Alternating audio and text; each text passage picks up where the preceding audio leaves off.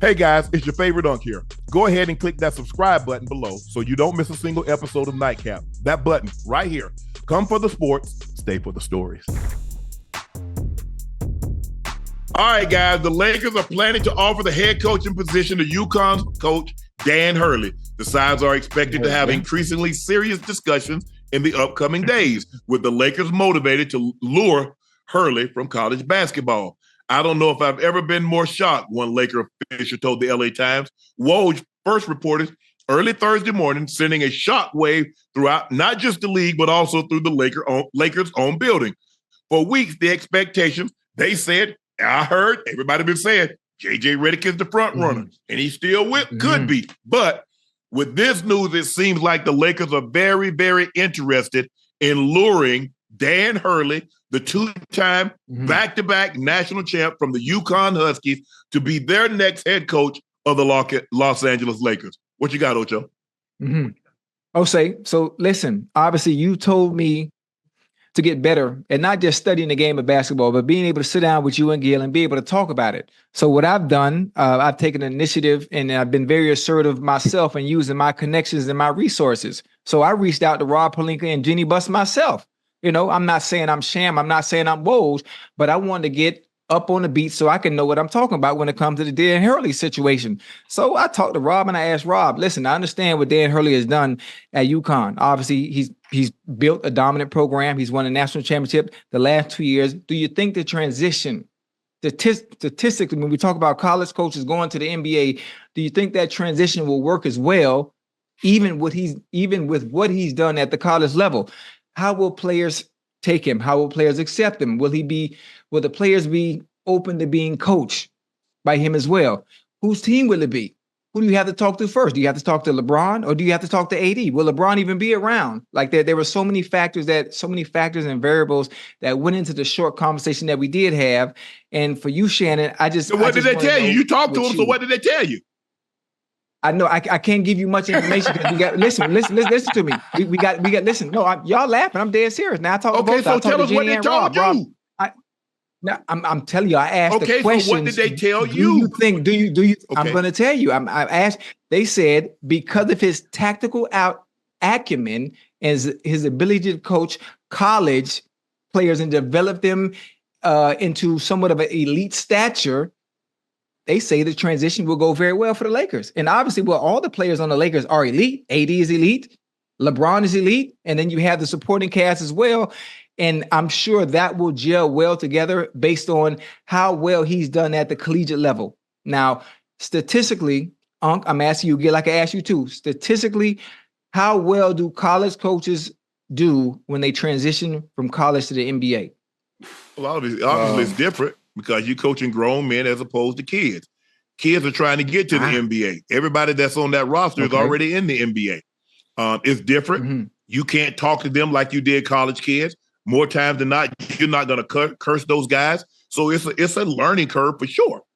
But, I mean, I think the thing is that when you're a coach, you understand that. Because you don't coach, I mean, maybe somebody, rest his soul, Bobby Knight. Maybe there are a few coaches that coach the same way. But I think the really great coaches understand and they coach according to the player that they have. Because everybody is not motivated by force. Everybody is not motivated by fear. Sometimes you got to pat the guy on the back. Sometimes you be facetious with a guy to get the guy to do what you want him to do. So iron fist is not always good. It's damn sure not going to work in the NBA. Because you're dealing with superstars. They working 10 times what you make, and they gonna tell you to kiss your ass. Right. But then you have another problem. Now think about the coaching carousel that the Lakers have continuously had. You have Brother Ham, Mr. Vogel. Did I say that last name right? Did I say that right? Luke Walton. Okay. We talk about did they any of them last over 3 years? The problem with so think about the players. Okay. How are we supposed to mature and get chemistry with a coach and his scheme and his tactical ways of doing things if every 2 years you changing coaches? Because every 2 years they changing players too. So okay, I got what you're saying. So I think for me, I didn't want to be disrespectful in this conversation that I had with Jeannie and Rob, but I think if they're serious, if this is something that they really want to do, I think the long term, I think that's why they're trying to do something long term with Brother Dan Hurley. And I think even though I don't watch the game, but based on his resume and what he's done at the collegiate level, I think it's a good look, especially if LeBron and AD agrees. What you think, Gil? Listen, guy. This is like fishing for a great white shark in the pond. It ain't there. This is fake. You're not bringing in no college coach at this point in time to coach the Lakers after he just signed a 6-year, $32 million deal, right? The problem with this is everyone expecting JJ to be the coach. Unfortunately, JJ has to work right now. So JJ is going to be the coach. Now, the problem with this is, LeBron said he hasn't talked to Jeanie Buss and them about any of these two coaches. The only way we believe you is if JJ don't actually get the job. That's the point where if JJ gets the job, LeBron had full control of it. So the only way we believe you is if he don't get the job. Other than that, I do not care about the coach. Who we get in this summer, though? Because the coach himself, I'm telling you right now, there's nothing that dude, his resume, the resume he has does not account for anything on this level. This is not college basketball. You have not coached pros because they're your coach teams. Here you coach individuals. Mm-hmm. So therefore, it's already going to start in training camp. If I played 20 minutes last year and you come in with a new scheme and you playing me 12 minutes this year, me and you got a problem anyway. If I was used to pick and roll offense and now you putting me coming off curls and I don't get the same looks that I got, but me and you got a problem. So that is what this is. This is going to happen. It is a good thing and a bad thing. Bad thing is you're not going to ever win over these players. You're 0-0. Your college resume is nothing, and they're going to talk to you like that. The good thing is you got LeBron James and AD, so you going to start off. Your coaching career going to start off with a decent record, right? Just like Ham, you got a nice record to get another job. So if you're going to use this job to go back to college to be worth more. That's a play I see. Get the job for 3 years, then sign a bigger deal going back. But I don't see your success being here. It never really happens for a coach like that. Mm-hmm. It's only rare. It's only a few coaches that come to this level and then be successful and be here 6, 7, 10 years. There's only a few. Billy Donovan had success. He ain't win the championship, but if you look at what he did in OKC, it might have been a lot better had he could have got KD in the stand. But then in Chicago, I mean, he's solid. He's a two-time national championship winning coach at Florida. Coach Noah coached Big Al. So he's coached some really good players. And so I don't know if any other. Can you think of another coach, Gil, off the top of your head that came in out of college and won the title?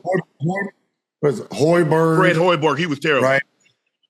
Yeah. Oh, and the guy, Tim Floyd.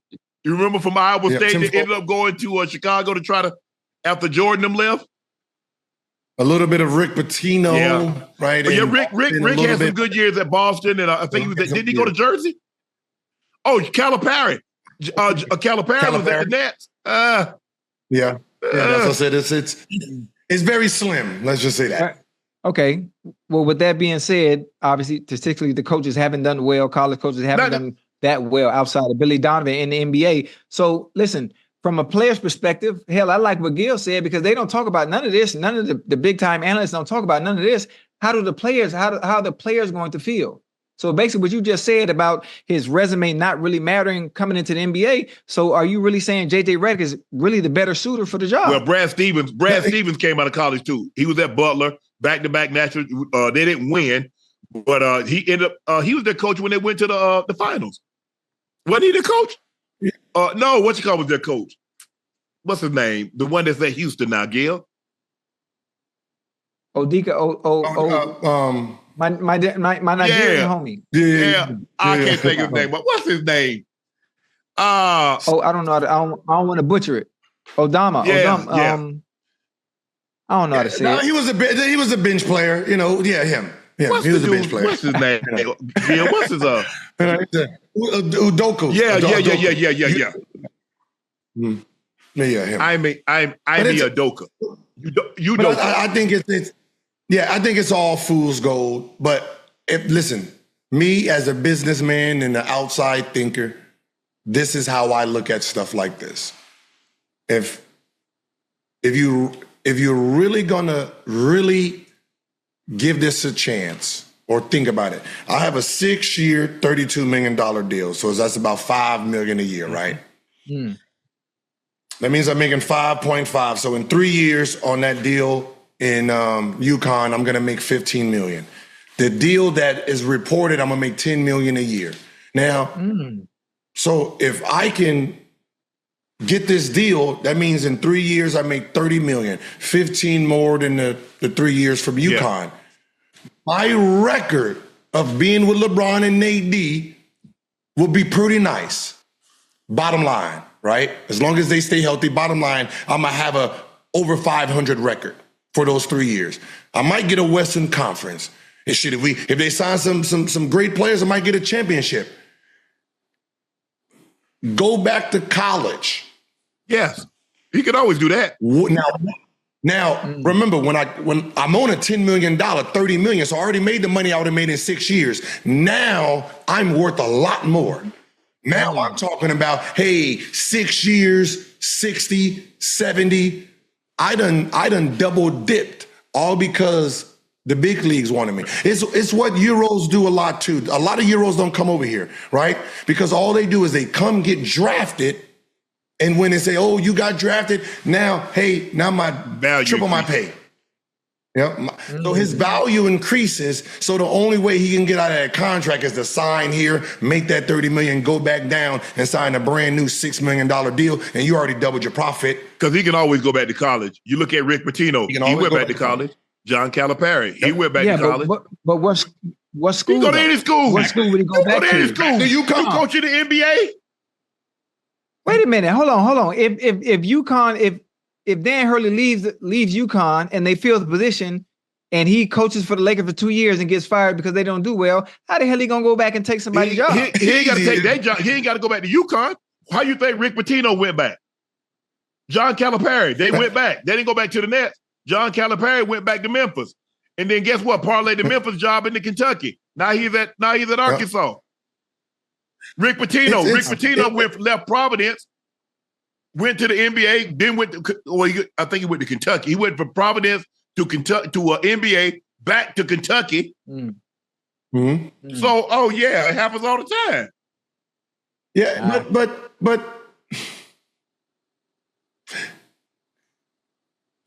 if he's banking on being the first coach to three-peat, he should not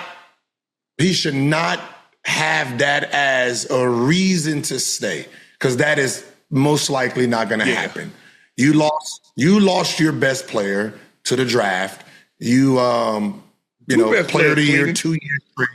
Yeah. So the fact that you lost him, you're not gonna be the first coach in whatever to do it since Wooden. That's not gonna be it. So I mean, unfortunately, if you're gonna go, this is the best time to do it while you're on top, right? Because the last time you were there, you won a chip. Now you did in the NBA. Now you're coming back. You learned a lot from LeBron. Right. LeBron you got the LeBron stamp. Now you go back and you sit there. I'm here. Right. So where did Pitino? He started off at Providence. He went to he coached the Celtics. He coached the Celtics. Louisville. He went to Louisville after he was in the national championship. He went to Louisville after he had left the NBA. Even after Kentucky. Kentucky was after Boston, wasn't it?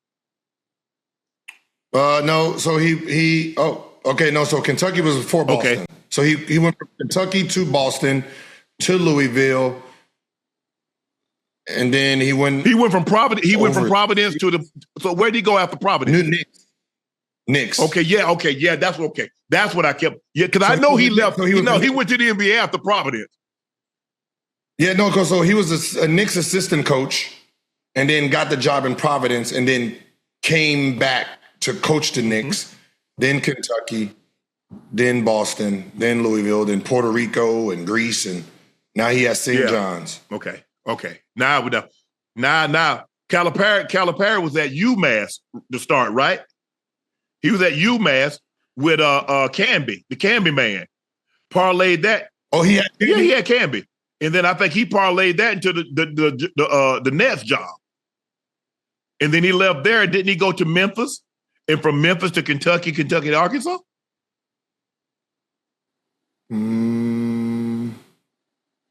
He's at Arkansas. Oh, so yeah, he got the Arkansas job. So he went to, so he had UMass, New Jersey Nets. Then he went to Philadelphia as an assistant coach. Yeah, but then he went to Memphis. Memphis, Kentucky, Arkansas. Okay. Now we're back on track. Now we're back on track. It's gonna be very, very interesting to see what the Lakers see. The problem that the Lakers have the same problem the Cowboys have. You should be honored to have this job. So what they do, they lowball you with the salary, and then they help you pick your staff. Ooh. Well, these are the guys we want on your staff. So we won't help you pick your staff. Like, well, wait the damn minute. That's what the Cowboys do. The Cowboys told Mike McCarthy, Dan Quinn is going to be your defensive coordinator. This guy's going to coach this. This guy's going to coach that. The same thing the Lakers did. What did they do for Darvin Ham? They filled out his staff. What did they do for Frank Vogel? Yep. They filled out his staff. So same reason Ty. That's why Ty lose, because they were filling out.